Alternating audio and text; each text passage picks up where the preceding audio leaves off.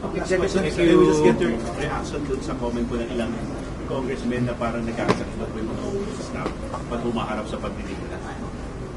Oo, kasi tineterrorize nila. Of course, magkakasakit talaga ang tao na hinaharas mo, tineterrorize mo. Ako lang naman ang hindi nagkakasakit dahil politiko ako. You can terrorize me and harass me all you want. It does not matter to me. Pero these are ordinary Office of the Vice President employees. They are not politicians. They are ordinary citizens. So, pag hinaras mo yan, terrorize mo yan, ganyan talaga mangyayari. Sinasabihan ko yung doktor kagabi, Dok, i-clear nyo yan na mag-attend ulit. Kung sa susunod, diretsong stroke na yan. Ngayon, swerte tayo, hindi na stroke, hindi na heart attack. But the family has a history of heart attack.